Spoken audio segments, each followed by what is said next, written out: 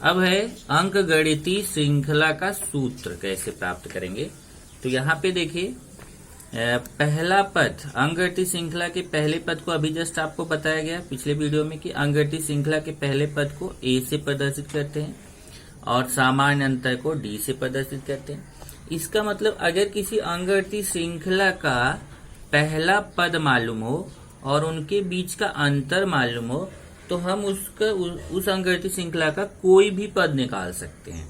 केवल क्या क्या मालूम होना चाहिए, उसका पहला पद मालूम होना चाहिए और उसके पदों के बीच का अंतर डी मालूम होना चाहिए। अगर ए और डी मालूम है तो हम उस अंकगणितीय श्रृंखला का कोई भी पद निकाल सकते हैं और वो अंकगणितीय श्रृंखला भी निकाल सकते हैं। उसके लिए दो विधियां हैं, ये पहली विधि और ये दूसरी विधि। ये दोनों विधियां मैं बताता हूँ। पहली विधि में क्या करेंगे, ये देखिए हमें क्या करना है, हमें केवल पहला पद और उनके बीच का अंतर पता है डी, और हमें अंकगणितीय श्रृंखला के अन्य पद निकालने हैं।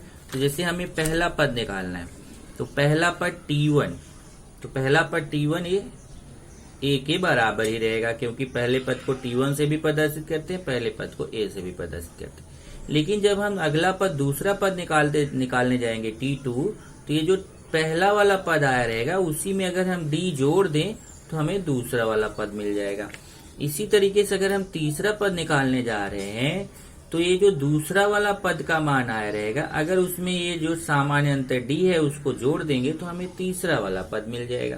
इसी तरीके से चौथा पद निकालना है तो हम जो ये तीसरा वाला पद आया रहेगा उसमें अगला पद जो सामान्य अंतर डी है उसको जोड़ देंगे तो हमें चौथा पद मिल जाएगा। मतलब क्या समझ में आ रहा है कि पहला पद तो वही है ए, लेकिन दूसरे से जब निकालना है तो जो पहला वाला पद आया उसमें डी जोड़ो, तीसरा निकालना है तो दूसरे वाले पद में डी जोड़ो, चौथा पद निकालना है तो तीसरे वाले पद में डी जोड़ो।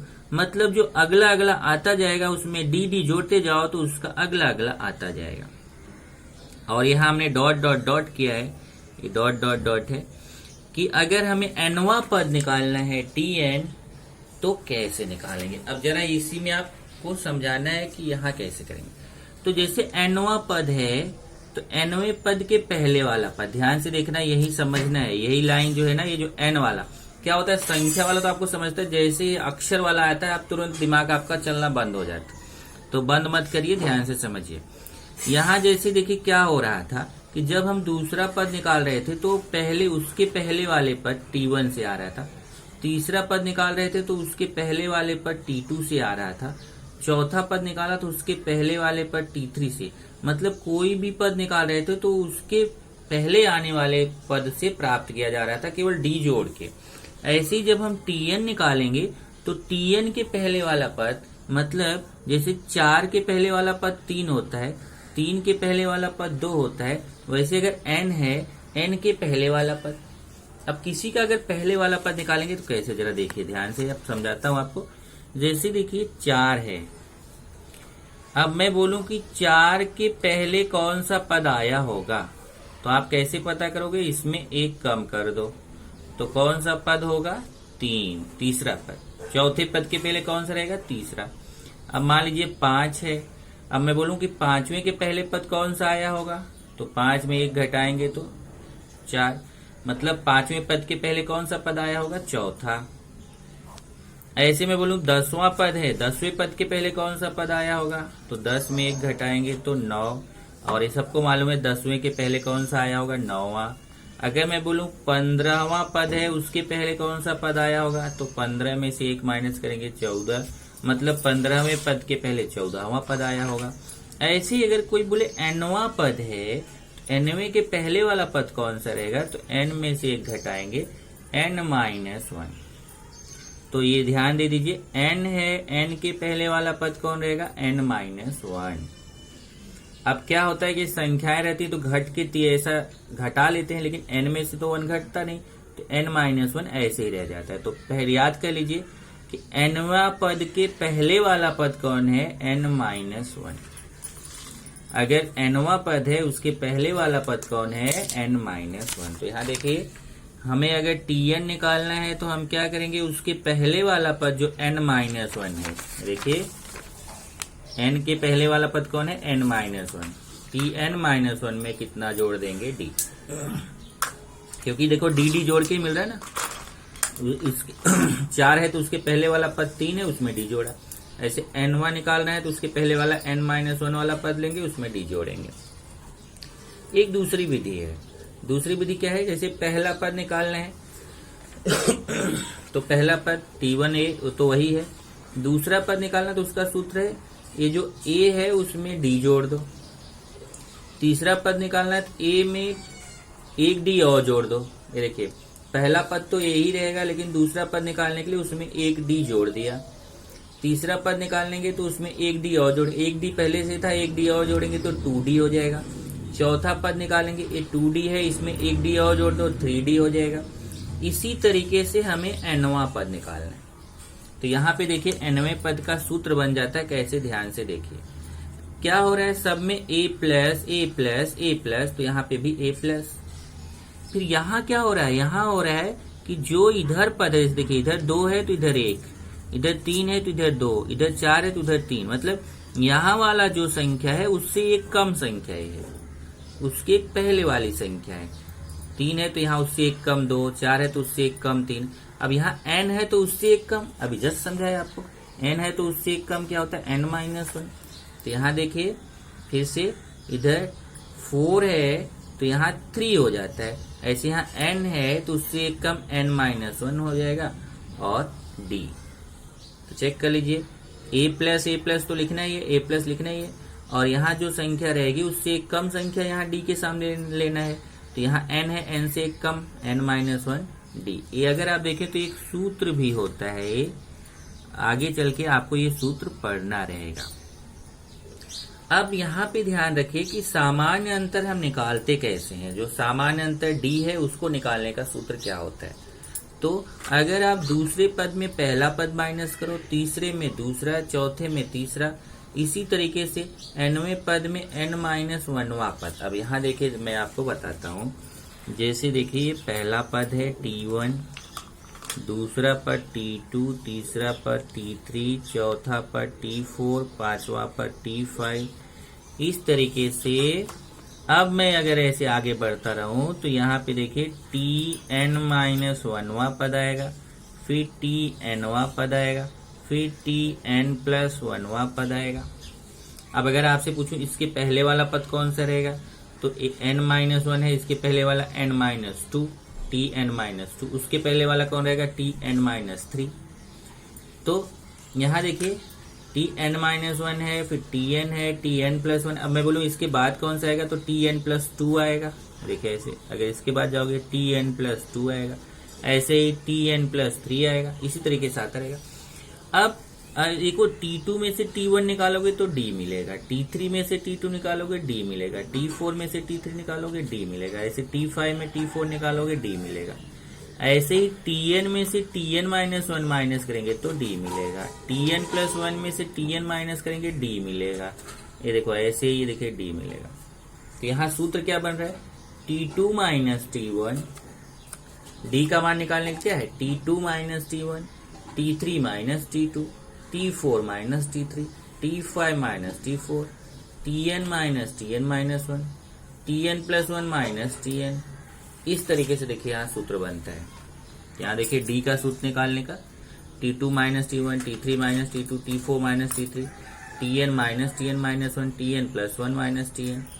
तो ये क्या किया जा रहा है कि जो दूसरा पद है उसमें पहला निकालना, मतलब कि बाद वाले पद में उसके पहले वाला पद माइनस करना है। देखिए इसमें से इसको माइनस करना है, इसमें से इसको, मतलब इधर उल्टा माइनस करना है। जैसे t1 में से t2 माइनस नहीं करना, t2 में से t1, ऐसे t3 में से t2 माइनस करना, t4 में से t3। तो हमें उसका सामान्य अंतर d प्राप्त होता है। तो d निकालने का सूत्र देख लीजिए, d का मान धनात्मक हो सकता है, ऋणात्मक हो सकता है, शून्य भी हो सकता है। d का मान कैसा भी हो सकता है, प्लस में हो सकता है, माइनस में हो सकता है, शून्य हो सकता है।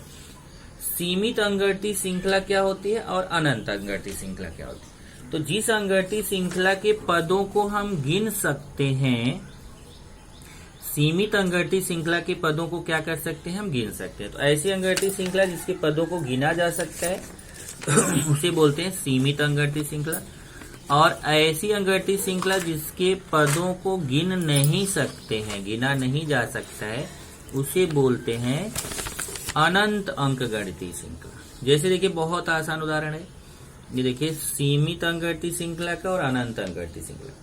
सीमित अंकगणितीय श्रृंखला जैसे 2, 5, 8, 11, 14, 17, 17 के बाद इधर देखिए खत्म हो गया है, आगे डॉट डॉट डॉट नहीं लगा है, तो हम इसके पदों को गिन सकते हैं। इसमें कितने पद हैं? 1, 2, 3, 4, 5, 6, इसमें कुल 6 पद हैं। इसके पदों को हम गिन रहे हैं, तो ये हमारी कैसी अंकगणितीय श्रृंखला हो गई? ये हमारी हो गई सीमित अंकगणितीय श्रृंखला।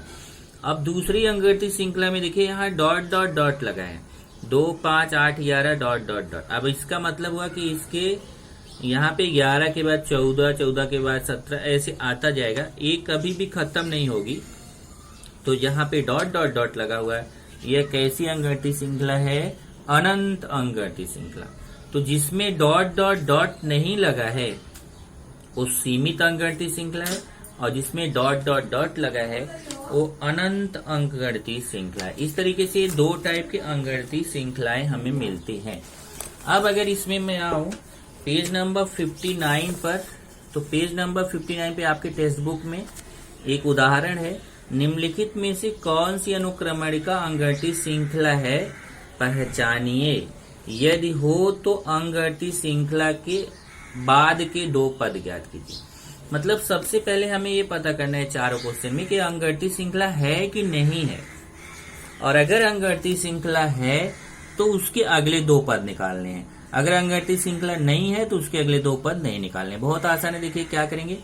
ये जो आपका पहला क्वेश्चन में ले रहा हूँ 5, 12, 19, 26, ये अनुक्रमणिका है, इसको हमें पता करना है कि अंकगणितीय श्रृंखला है कि नहीं। तो इसमें पहले पहला पद T1 का मान 5 है, दूसरा पद T2 का मान 12 है, तीसरा पद T3 का मान 19 है, ऐसे चौथा पद T4 का मान 26 है। यहाँ चाहे तो आप ऐसे लिख सकते हैं, T4 का मान कितना है?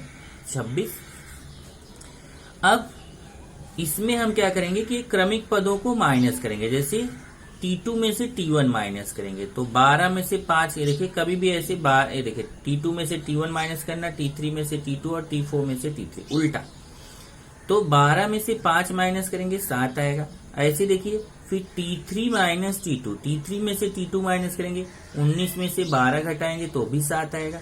अगर ये एक और निकाल लूं मैं, यहाँ पे देखिए एक और निकाल के दिखाता हूँ, T4 माइनस T3 अगर निकालूं, चौथे पद में से मैं तीसरा पद निकालूं, 26 माइनस 19 तो भी कितना आएगा? 7 आएगा। तो यहाँ पे हम देख रहे हैं कि क्रमिक पदों के बीच कितने का अंतर आ रहा है? सब में 7, 7, 7 का अंतर आ रहा है, इसलिए यह अंकगणितीय श्रृंखला है। अब इसके अगले 2 पद निकालने आप आसानी से निकाल सकते हो। देखिए जब आपको पता चल गया अंतर 7 का है, ये देखिए 5 में 7 जोड़ा 12, 12 में 7 जोड़ा 19, 19 में 7 जोड़ा 26, तो अगला पद निकालना, तो 26 में 7 जोड़ेंगे तो कितना आएगा? 33। देखिए अगला पद कितना आ जाएगा? 33। उसका अगला पद निकालना, अब 33 आया हुआ, 33 में 7 जोड़ेंगे तो अगला आ जाएगा 40। इस तरीके से अगर हमें यहाँ 1, 2, 3, 4 पता है और इस सब में 7, 7 का अंतर है, तो मैं 5वां 6वां क्या मैं जितना चाहूँ उतना पता कर सकता हूँ। पर यहाँ उसने केवल बोला 2 पता करने के लिए, तो ये देखिए 26 में 7 जोड़ के एक 33 मिलेगा, और फिर अगला 33 में 7 जोड़ के 40 मिलेगा। इसी तरीके से ये दूसरा क्वेश्चन लेंगे, दूसरा क्वेश्चन भी ऐसा ही है। ये देखिए ये अनुक्रमणिका है, इसमें T1 का मान 2 है, T2 का -2 है, T3 का -6 है, T4 का -10 है। और इसमें भी हम क्या करेंगे? वही करेंगे, T2 में से T1 माइनस करेंगे, T3 में से T2, T4 में से T3। चलिए पहले T2 में से T1 को माइनस करते हैं, तो -2 में से 2 को माइनस किया तो कितना है? माइनस माइनस जोड़ा जाता है, -4 आया। अब T3 में से T2 को माइनस करेंगे, तो -6 माइनस, देखिए T3 का मान कितना है? -6, ये सूत्र वाला माइनस, और T2 का मान कितना है? -2, तो -6 से माइनस माइनस का गुणा +2 हो जाएगा। तो ये घटाएंगे, माइनस प्लस घटता है, बड़ी संख्या का चिन्ह, 6 में से 2 गया 4, बड़ी संख्या के सामने माइनस, चिन्ह का ध्यान रखना। फिर हमें T4 में से T3 घटाना है, तो T4 का मान -10 है, और ये सूत्र वाला माइनस, T3 का मान -6 है, -10 है, माइनस माइनस का गुणा +6, माइनस प्लस घटता, बड़ी संख्या का चिन्ह, 10 में से 6 गया 4, बड़ी संख्या के सामने माइनस है। इस तरीके से हम देख रहे हैं कि सब में ऋण 4 का अंतर है। तो हम हमें पता चल गया कि सबके बीच अंतर -4 का है, इसलिए यह अंगगणितीय श्रृंखला है। क्योंकि सबके बीच अंतर समान है, इसलिए यह अंगगणितीय श्रृंखला है। अब इसके अगले दो पद निकालने हैं तो क्या करेंगे, देखिए ये जो -10 है ना, इसमें दो पद और निकालने हैं। तो -10 है, उसमें कितना जोड़ देंगे, -4 जोड़ देंगे। ये -10 में -4 जोड़ दीजिए। तो -10 में -4 जोड़ेंगे कितना आएगा, माइनस, और ये प्लस माइनस माइनस होगा। तो -10 -4 माइनस माइनस जोड़ा जाता है, -14 आएगा।